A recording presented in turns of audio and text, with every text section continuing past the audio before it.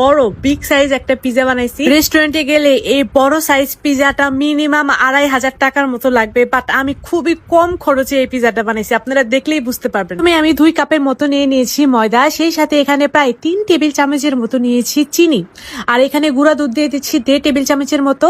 আর আমি সাফের এই instant ইস্টটা use করি, এই ইস্টটা না খুবই ভালো, ইস্ট থেকে কোনো প্রকার গন্ধই আসে না, একদম পারফেক্ট ভাবে একদম ফুলে যায়।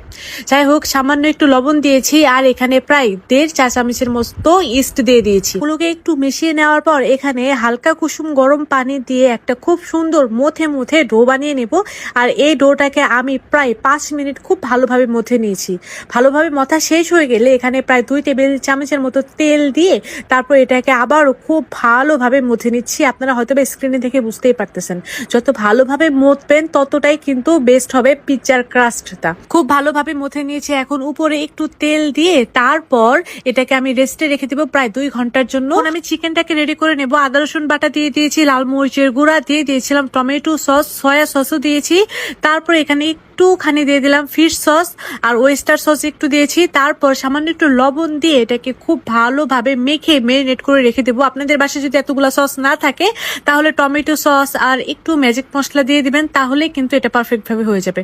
কড়াই একটু তেল দিয়ে এখন এই চিকেনটাকে আমি খুব ভালোভাবে ভেজে নেব। চিকেনটাকে নেড়ে চেড়ে একদম খুব ভালোভাবে কুক করে নিয়ে চেষ্টা করবেন চিকেনটাকে একটু কম সময় ভাজতে। চিকেনটাকে যদি বেশি ভেজে নেন তাহলে কিন্তু চিকেনের ভিতরে ময়েস্টনেসটা থাকবে না। চিকেন ভাজা কিন্তু আমার একদমই কমপ্লিট হয়ে গিয়েছে। এখন ডোটাকে বের করে নিয়েছি। 2 ঘন্টাতে ডোটা কিন্তু অনেকটাই ফুলে গিয়েছিল। একটু ময়দা ডাস্ট করে নিয়ে আমি একটা বড় রুটি বেলে নিই। যেহেতু আমি একদম বিগ সাইজ একটা পিজা বানাচ্ছি, তার জন্য কিন্তু এরকম বড় একটা রুটি বানিয়ে নিলাম। যেহেতু আমার পিজাটা অনেক বড় হবে তার জন্য আমি ওভেনের ট্রেতে নিয়ে নিয়েছি। ট্রেটাতে প্রথমে খুব ভালোভাবে তেল ব্রাশ করে তারপরে পিজার ক্রাস্টটা দিয়ে হাত দিয়ে খুব ভালোভাবে ছড়িয়ে দিচ্ছি।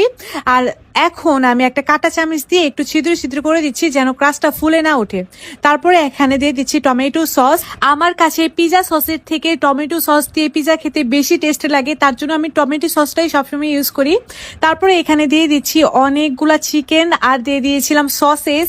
তারপরে এখানে মন মতো টপিং দিয়ে দেবো। এখানে আমি ক্যাপসিকাম দিচ্ছি, তারপরে এখানে দিয়ে দেবো কিছু পেঁয়াজ ফালি, আর কি একটা পেঁয়াজকে 4 ভাগ করে তারপরে এরকম ভাবে ফালু করে নিয়েছিলাম।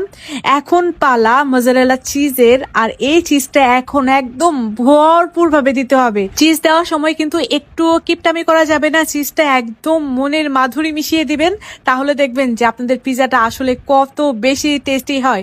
আমি একদম মনের মাধুরী মিশিয়ে চিজটাকে দিয়ে দিচ্ছি।